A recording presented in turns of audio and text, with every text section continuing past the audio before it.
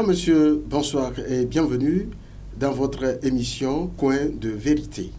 Merci pour votre fidélité pour favoriser le vivre ensemble, l'alternance pacifique et le développement dans la paix.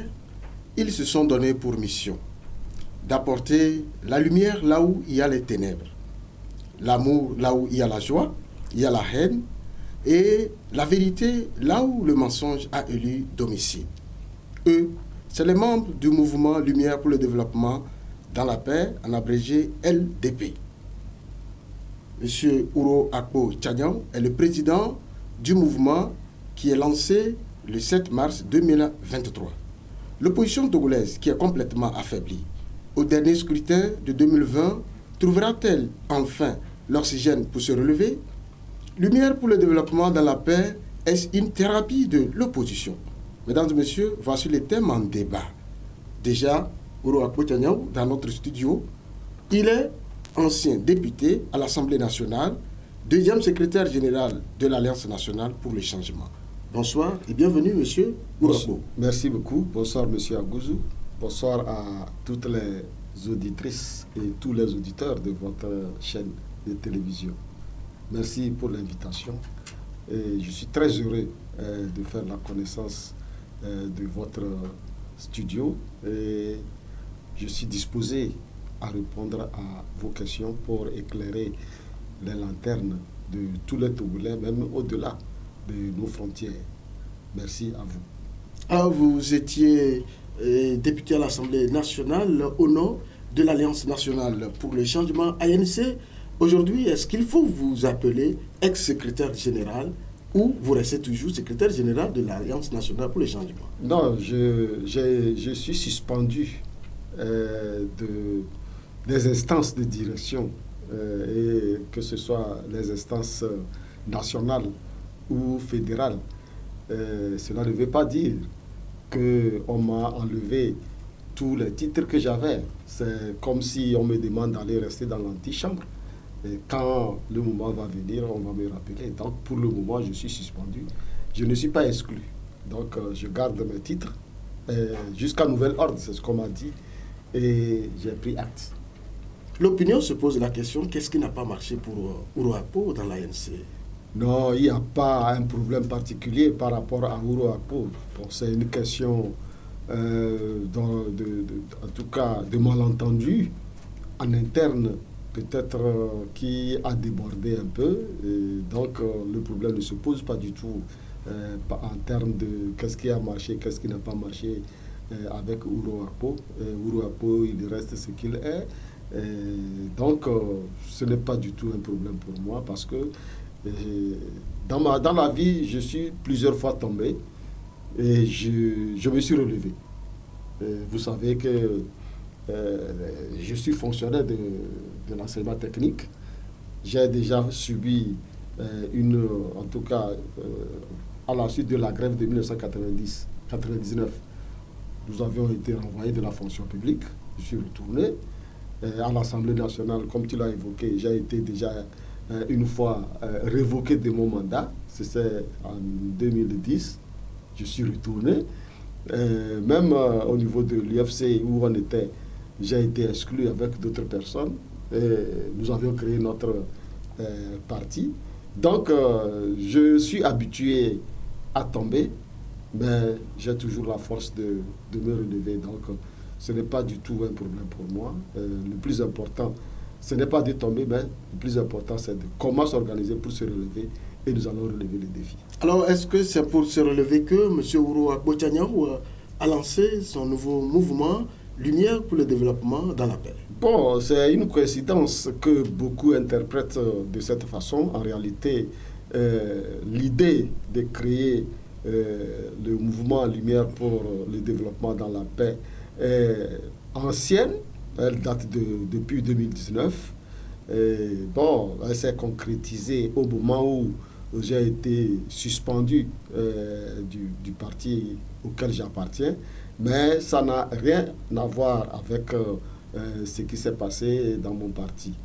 La preuve, c'est que depuis 2019, on était en réflexion avec beaucoup de camarades qui ne sont même pas nécessairement du parti, c'est des élus locaux, mais d'horizons divers. Et donc, le Lumière pour le développement dans la paix a été créé, c'était le 27 novembre 2022. Donc, ça veut dire que c'est antérieur à l'événement qui s'est produit au niveau de l'ANC. Et le mouvement a été enregistré au ministère de l'Administration territoriale. C'était le 15 février dernier. Donc, ça n'a absolument rien à voir avec les événements qui sont produits au niveau de mon parti. Alors, si vous parlez de depuis 2019 où la réflexion a commencé, est-ce que cela veut dire que vous prépariez votre départ de l'ANC ou au sein de l'ANC, c'est permis de créer une association parallèle? Non, c'est au sein du parti qu'on ne peut pas créer une association. Mais en dehors du parti, vous vous rappelez, en 2019, Jean-Pierre Fabre, le président du parti, avait lancé un appel pour un mouvement citoyen au moment où tout le monde s'était rendu compte que la C14 battait de l'aile. Et ensuite, vous vous rappelez, Tipi Achadam a lancé un appel pour le TGTOGO. C'était un mouvement supra-partisan, donc au-delà des partis politiques. On se rappelle, le 31 décembre dernier, Jean-Pierre Fabre, dans son discours à la Nation, dans le dernier paragraphe, a lancé aussi un appel à la mise en place d'un mouvement citoyen pour pour conclure la lutte.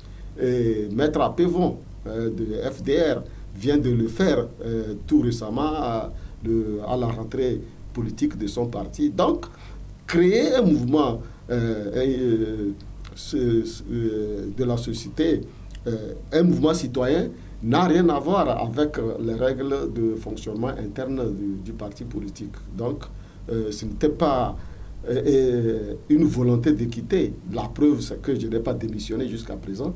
Parce que pour nous, c'est un mouvement citoyen qui appelle à l'adhésion de tous les Togolais, quels que soient les partis, quel que soit le bord, qu'on soit civil ou militaire, toutes les bonnes volontés sont appelées pour remobiliser le peuple, reprendre la lutte là où elle s'est arrêtée. Vous aviez, dans votre introduction, rappelé que depuis 2020, la démobilisation a atteint un niveau où on se pose la question, est-ce que l'opposition, il y a une thérapie qui permettra à l'opposition de reprendre du poil de la bête?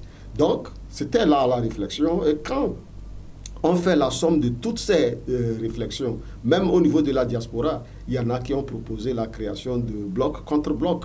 Donc, ça veut dire qu'aujourd'hui, la mise en place d'un mouvement citoyen est une nécessité. C'est une nécessité qui va au-delà des partis politiques. Donc, le mouvement que nous avions mis en place, c'est un mouvement au-delà de l'esprit partisan.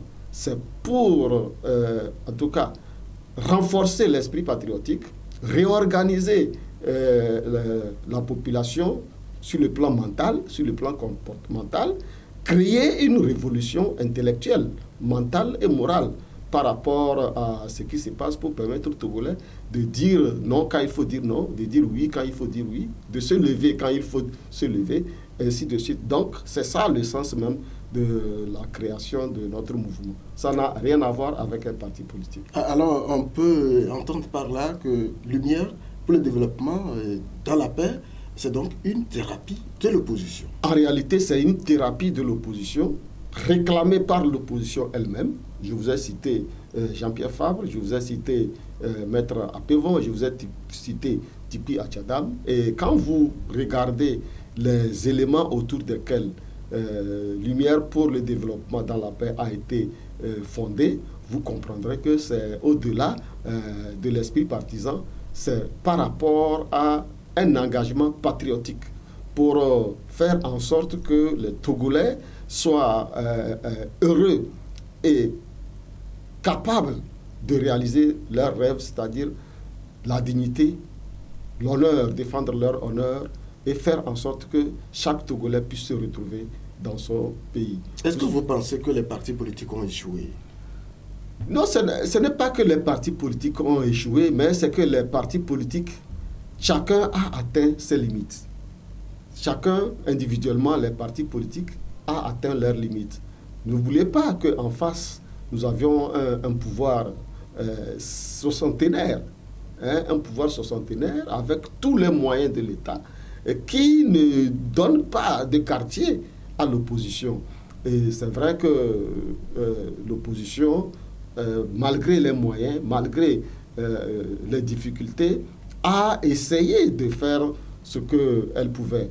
Je pouvais dire qu'on a tout essayé, sauf aujourd'hui, ce que nous disons, une révolution intellectuelle, une révolution mentale, une révolution comportementale pour dépasser les clivages partisans et aller au sens du patriotisme pour défendre l'intérêt général ensemble en attendant de revenir défendre les intérêts partisans.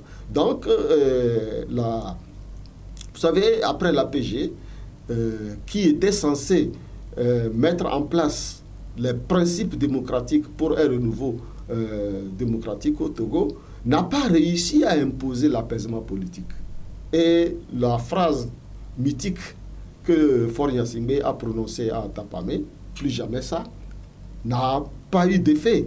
Vous savez, après l'APG, non seulement l'APG a été déclaré caduque après, mais c'est que après l'APG, nous avions eu des événements qui nous ont rappelé 2005. Je parle du soulèvement du 19 août, avec la mobilisation autour de la C14. Et quand vous avez vu tout ça là, la répression militaire, les morts, les blessés, tout ça là nous montre que l'apaisement n'a jamais été un élément que les Togolais ont accepté. Donc, l'objectif du mouvement pour le développement dans la paix, c'est de faire en sorte que désormais l'apaisement politique soit un élément fédérateur, un élément qui va permettre de raccommoder le tissu social déchiré par plusieurs années de gestion calamiteuse du gouvernement que nous connaissons, et maintenant faire en sorte que les Togolais se réconcilient entre eux-mêmes et soient fiers d'appartenir à un même pays. Sur cette question, nous allons vous poser la question pour savoir qu'est-ce que le LDP fera pour arriver là où les autres ont échoué. Oui, c'est une question fondamentale. Et nous-mêmes, dans notre engagement que nous avions pris, la dernière phrase, on se pose la question, est-ce que nous sommes prêts? Nous disons oui, nous sommes prêts parce qu'en réalité, le peuple togolais est déjà mobilisé. Ici, il n'est pas question, c'est pourquoi nous parlons de remobilisation. Le peuple était mobilisé et c'est des événements parfois internes à l'opposition qui ont créé la démobilisation. Nous avions parlé de 2019. Il faut reconnaître que la C14, la fin de la C14 a laissé beaucoup de Togolais dans la tristesse. Et tous ces gens-là qui se sont mis à côté, il faut aller les chercher en leur parlant d'abord de l'esprit patriotique, en leur parlant d'abord de l'intérêt général, avant de venir parler de l'intérêt partisan. C'est pour ça que nous mettons l'accent sur l'intérêt patriotique. Parce qu'à un certain moment, les Togolais se sont rendus compte que les leaders, entre eux, ont beaucoup plus parlé les uns des autres que de parler du peuple togolais. Oui, on a senti un leadership entre les acteurs de l'opposition. Est-ce que c'est ça que vous voulez réparer? Oui, parce qu'à un certain moment, le leadership qui a été développé, ce n'était pas un leadership consensuel, voire un leadership de construction interne. C'était un leadership fondé sur des agendas personnels, parfois incompréhension, des petites incompréhensions que les gens ont enflées. Il n'y avait pas une cohésion à la base entre les militants. Donc nous avions dit que le problème, vous savez, quand la lutte avait commencé dans les années 90, ce n'étaient pas les partis politiques. Et nous avions engagé, le peuple togolais a engagé des résultats, jusqu'à même obtenir la conférence nationale souveraine. Mais lorsque les partis politiques ont pris la main, il y a eu un peu de difficulté. C'est ce que nous demandons de corriger. Vous vous rappelez cette phrase, si c'est Edem Kodjo, il y a des Manaka restés au pouvoir. Et malheureusement, Yadema est resté 14 ans au pouvoir après la conférence nationale.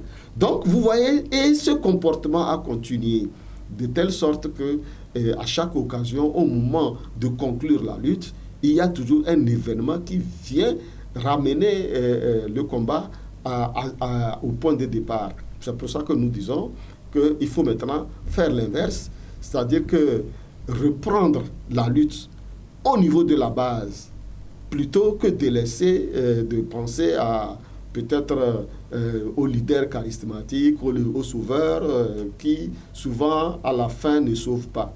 Nous avions vécu ces périodes-là très difficilement, surtout quand on se rend compte qu'au bon moment de la lutte, il y a toujours des revers qui font que la lutte échoue. Donc c'est pour ça que nous disons, désormais, il faut reprendre la lutte, mais par la base, réorganiser la base en dehors de l'esprit partisan et organiser ce peuple-là pour qu'à un certain moment, c'est le peuple qui va choisir son leader et non ce soit le leader qui choisit le peuple. Dans votre déclaration liminaire le jour du lancement officiel de LDP, vous avez posé une dizaine de revendications. Avant de revenir sur cette question, nous allons marquer une pause.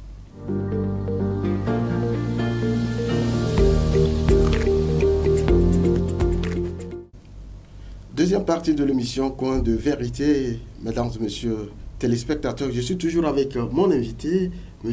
Ouro Akpo Tchaniaou. Il est le président du mouvement Lumière pour le développement dans la paix. Monsieur Ouro, nous avons parlé de votre lancement officiel le 7 mars dernier. Au cours de votre lancement officiel, vous avez posé des revendications, une dizaine. Est-ce que vous pouvez nous rappeler ces revendications? Effectivement, nous avions organisé notre mouvement, comme on le dit, pour remobiliser la population. Et pour remobiliser la population, il faut qu'on s'entende sur le minimum. Et le minimum, nous l'avions posé en 10 points. Le premier point, c'est la libération de tous les prisonniers et détenus politiques dans notre pays. Alors, sur cette question de libération des prisonniers politiques, on entend, je vais dire cette chanson, si vous permettez le terme, parce que dans tous les milieux, on parle de libération des prisonniers politiques, mais le gouvernement, sinon le ministre chargé des droits de l'homme, dit qu'il n'y a pas de détenus politiques. Vous revenez sur cette question? Oui, bon, ce qui est très intéressant, c'est que nous savons, il y a dans ce pays des intellectuels, des gens capables de réfléchir. Bon, le ministre Trimois est dans sa coutumier des faits, c'est-à-dire que lui, à tout moment, c'est lui qui vient, en tout cas, dire aux autres que c'est lui qui réfléchit, c'est lui qui connaît, mais d'autres connaissent aussi. Je prends l'exemple de notre politologue Madi Diabakate, qui a fait un développement dans ce sens pour prouver que toute personne qui est arrêtée dans le cadre des revendications politiques est un prisonnier politique. Pour toute vous, il y a des prisonniers politiques? Il y a des prisonniers politiques, il y a des gens qui ont été arrêtés parce qu'ils expriment d'une manière ou d'une autre leur désapprobation par rapport à la manière dont le pays est gouverné. Et quand je prends les jeunes de Taïga révolutionnaire, c'est des contestataires. Et peut-être que la manière dont ils ont procédé pour contester n'est pas celle qu'on est habitué, mais c'est quand même des contestations politiques qui les ont amenés à prendre cette posture-là. Quand vous prenez Auré Dumont, c'est un prisonnier d'opinion. Quelqu'un, il a appelé au cours d'une émission à la radio, moi je l'ai suivi, et il a dit ce qu'il pense. Et on l'a arrêté, on l'a collé 24 mois. Mais c'est ce que nous appelons l'instrumentalisation de la justice pour régler des comptes aux gens. Parce que c'était un règlement de comptes. Quand vous prenez Jean-Paul Omolou, jusqu'à présent qu'on l'a arrêté, le ministère public n'a jamais situé le peuple togolais la raison pour laquelle il a été arrêté. Et il y en a plein. On a parlé de Razak Gouma et d'autres personnes qui, même la Cour suprême, a demandé la libération, mais qui sont toujours en prison. Donc nous disons que ces prisonniers politiques doivent être libérés. Et puis, en tout cas, soyons honnêtes intellectuellement pour dire que ce qui se fait ailleurs, ce qu'on défend ailleurs, on doit pouvoir le défendre chez soi. Je vais parler de la question des militaires ivoiriens arrêtés. Mais le chef de l'État a prouvé sa capacité de négociateur. En tout cas, au départ, personne ne croyait, mais il a réussi à les faire libérer au Mali. Alors, parallélisme des formes, c'est qu'il doit quand même pouvoir le faire aussi avec ses propres frères. Mais est-ce qu'on doit comparer cette situation? Parce que c'est une question sous-régionale. Mais la question sous-régionale, mais le Togo fait partie de la sous-région. Donc, les Togolais aussi doivent bénéficier de la capacité de compréhension du chef de l'État togolais. S'il peut comprendre la situation des militaires ivoiriens en Côte d'Ivoire, comment se fait-il qu'il ne peut pas comprendre la situation de ses propres frères, ses propres fils et ses propres cousins dans son propre pays? Et puis, vous savez, le chef de l'État, comme on le dit aujourd'hui, il est le jeune doyen. C'est quand même une notoriété qu'on lui a reconnue. Alors, s'il peut régler les problèmes ailleurs, et les mêmes problèmes se posent dans son pays qu'il ne peut pas les régler, ben, il y a contradiction. Donc, c'est pour ça que nous avions mis en premier point la libération de tous les prisonniers et détenus politiques. Le deuxième point, qui est très intéressant et très important, parce que nous parlons de l'apaisement politique, c'est le retour des exilés à travers un mécanisme si aujourd'hui le chef de l'État donne instruction au ministre de la Justice d'organiser à travers un mécanisme d'amnistie le retour de tous les exilés, parce qu'il y en a plein. On ne peut pas parler du développement dans son propre pays quand ses propres partisans, ses propres frères ne peuvent pas aller et revenir tranquillement dans leur pays. Aujourd'hui, on nous parle en Tunisie que la Tunisie est en train de renvoyer les Noirs africains. Mais à supposer qu'il y a des Togolais que la Tunisie est en train de chasser, mais qui ne peuvent pas revenir dans leur pays, vous trouvez que alors où se trouve l'esprit patriotique? C'est pour ça que vous vous rappelez, lors de son discours le 31 décembre dernier, le chef de l'État a appelé à l'esprit patriotique. Et dans une tribune, je lui ai demandé de donner l'exemple. Parce qu'en tant que chef de l'État, il lui revient de donner l'exemple de l'esprit patriotique en assumant ces points-là. Et le troisième point que nous demandons aussi, c'est l'arrêt des affectations punitives au niveau de la fonction publique, surtout au niveau des enseignants. Il suffit que quelqu'un exprime sa position politique vis-à-vis d'un parti politique, c'est les affectations punitives. Mais on a entendu les enseignants demander pardon au gouvernement. Oui, mais ils ne peuvent pas faire autrement. Est-ce que ce n'est pas parce qu'ils ont compris ce qu'ils vont faire? Non, vous savez, on dit le meilleur témoignage de la guerre vient du rescapé le meilleur témoignage de la paix vient du rescapé de la guerre. Vous savez, d'abord, je suis enseignant de formation. J'ai enseigné à tous les niveaux, jusqu'à l'université, à l'université de Cara pendant 6 ans. Je sais de quoi il s'agit. J'ai été syndicaliste, secrétaire préfectoral de la CGCT à Cara et membre fondateur de l'UZ. Je connais les problèmes des enseignants. Et vous savez, dans cette situation, ils ne peuvent pas faire autrement. Parce que à la fin, il faut vivre avec sa femme, ses enfants, pour éviter que la force vous écrase. Mais vous êtes obligé, c'est ce qu'on appelle le syndrome de Stockholm. Vous êtes obligé d'embrasser le bourreau, peut-être pour votre survie. C'est l'instinct de conservation qui les guide. Donc, cela ne veut pas dire qu'ils sont d'accord avec les brimades qu'ils subissent. Mais c'est qu'ils sont obligés de chanter la gloire du Seigneur pour pouvoir vivre sans être heureux. Donc, c'est ce qui se passe avec les enseignants et les fonctionnaires. Quand, à tout bout de champ, on peut révoquer un directeur de son poste tout simplement parce que quelqu'un a organisé peut-être une semaine culturelle et quelqu'un est venu chanter et tout ça là, on les fait subir des punitions parfois excessives. Donc, est-ce que ce ne sont pas des réformes qu'il faut nécessairement pour redresser l'éducation? Vous savez, merci beaucoup de le dire. Moi, j'ai écrit une tribune que j'avais publiée, qu'il faut des réformes de l'éducation, parce qu'il y a beaucoup de choses aujourd'hui. L'éducation ne répond pas à la réalité environnementale avec le développement de la technologie et autres, et la réorganisation administrative. Aujourd'hui, nous sommes dans un domaine en période de décentralisation à tous les niveaux. Donc, il faut réformer l'éducation pour la mettre en adéquation avec l'environnement. Donc, j'ai fait une tribune que j'ai publiée tout récemment dans beaucoup de journaux qui a été relayée. Et je suis parfaitement d'accord et j'ai fait des propositions. Aujourd'hui, par exemple, quand vous prenez la population active, il y a plus de 46% de la population active est dans le domaine de l'agriculture. Alors que c'est 1% de cette population qui a une formation.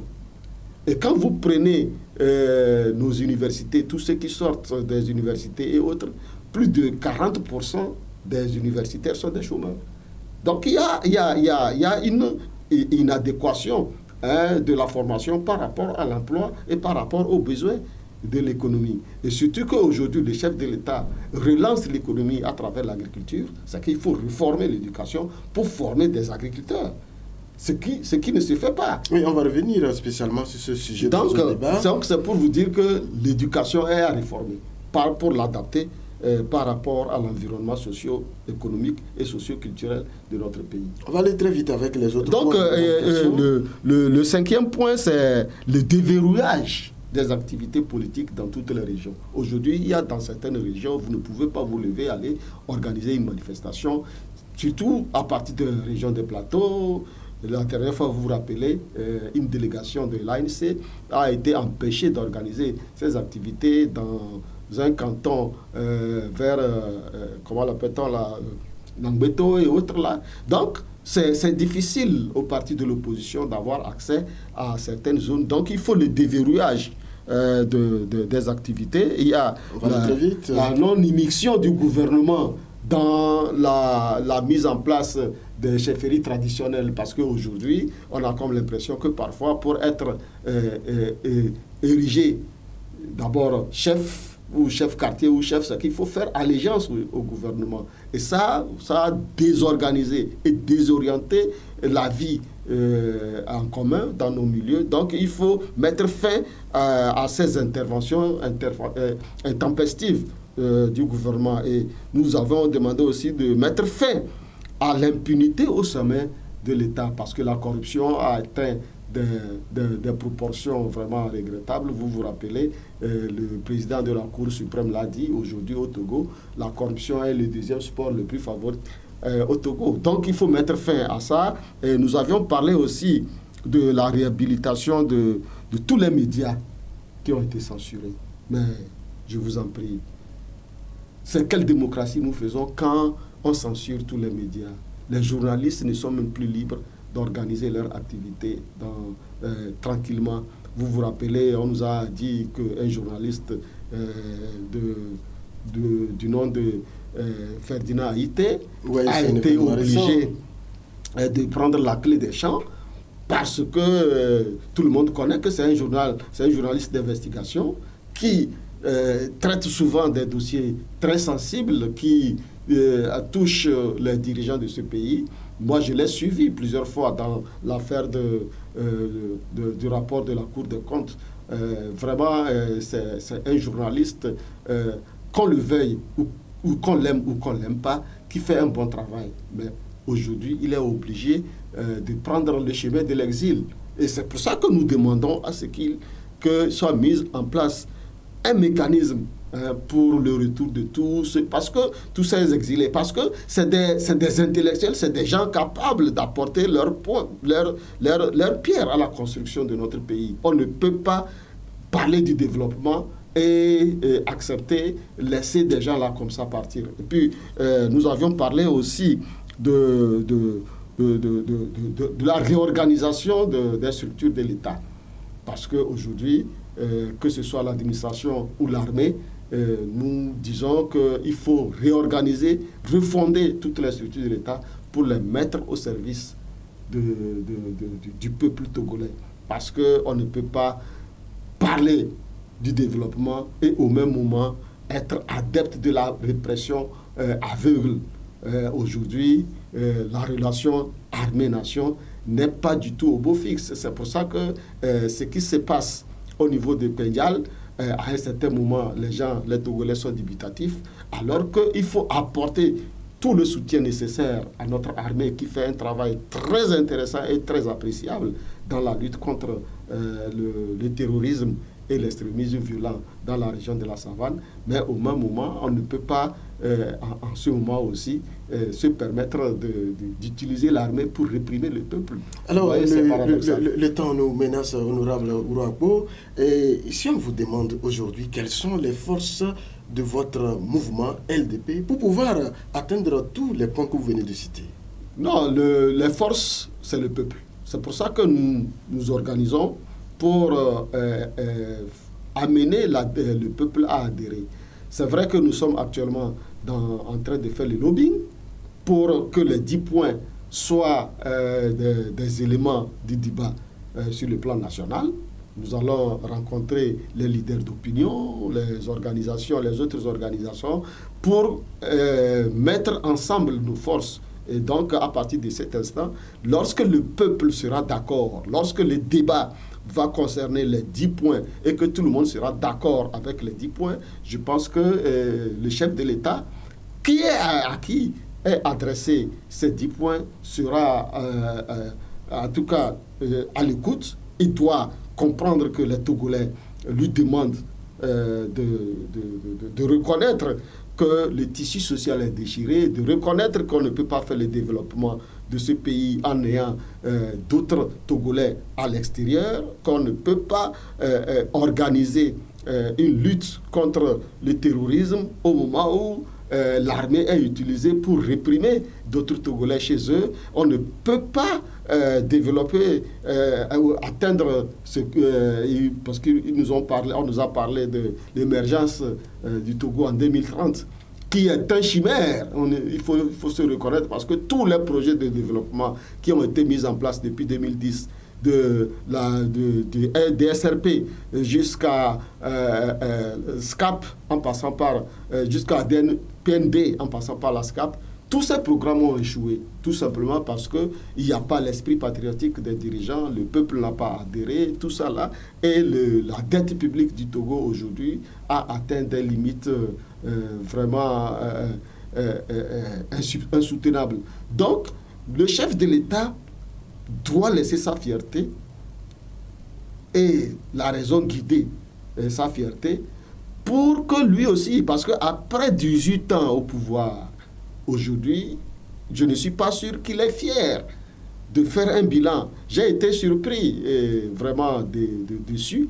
La dernière fois, quand je l'ai suivi à Sokodé, en train de parler au chef traditionnel, en leur disant que dans un futur proche, il va falloir que les Togolais aient de l'eau, de l'électricité. Si après 18 ans, et quand je suis allé comparer les 20 plus qu'il avait développés en 2005 avant d'être au pouvoir, je me suis dit que après 18 ans, ça veut dire que le chef de l'État reconnaît qu'on n'a rien fait. Alors, M.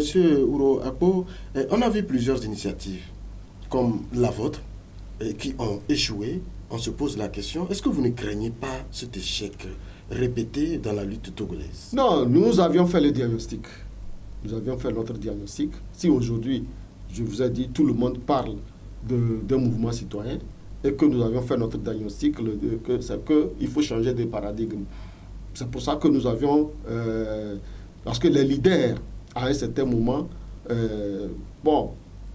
chacun reconnaît qu'il y a échec et que les limites... J'ai écouté Maître Apevon et j'étais content parce qu'il a exprimé une honnêteté intellectuelle. Donc, à partir de cet instant, puisque tout le monde est content et est d'accord de ces limites, ça veut dire que nous pouvons reprendre autrement et réussir. Nous n'avions pas peur des difficultés parce qu'il y en a. Il y en a même qui ne comprennent même pas ce que nous sommes en train de faire parce que les Togolais, et ce n'est pas les Togolais seulement, il y a des gens qui ont peur de l'incertitude du lendemain. Parce que, pour eux, Si c'est d'autres qui prennent le devant, tout ceci là, ben on va leur expliquer. C'est de la pédagogie. Et nous sommes sûrs que les gens vont comprendre et que dans un futur proche, si je peux emprunter le mot au chef de l'État, dans un futur proche, les Togolais se mettront ensemble pour exprimer leur volonté et que cette volonté populaire, parce qu'on dit, la Constitution l'a dit, la souveraineté appartient au peuple. Le peuple va s'exprimer et tout le monde sera obligé de suivre. Quel sera votre mot de la fin? Notre mot de la fin, c'est d'abord la patience et l'engagement patriotique pour tous les Togolais. Nous leur demandons, parce que l'engagement patriotique a fait défaut. J'ai dit tout de suite que tous les projets de développement ont échoué parce qu'il y a manque de patriotisme. Nous avions dit que toute la lutte a échoué parce qu'à un certain moment, l'esprit partisan a pris le pas sur l'esprit patriotique. Nous voulons faire l'inverse. C'est pour ça que nous parlons de la révolution intellectuelle. Nous avions parlé de la révolution mentale et la révolution comportementale. Si nous arrivons à imposer l'esprit patriotique au-dessus de l'esprit partisan, nous aurons la solution. Merci pour avoir accepté notre invitation. C'est à moi de vous dire merci et c'est un honneur de participer à cette émission et je vous dis merci.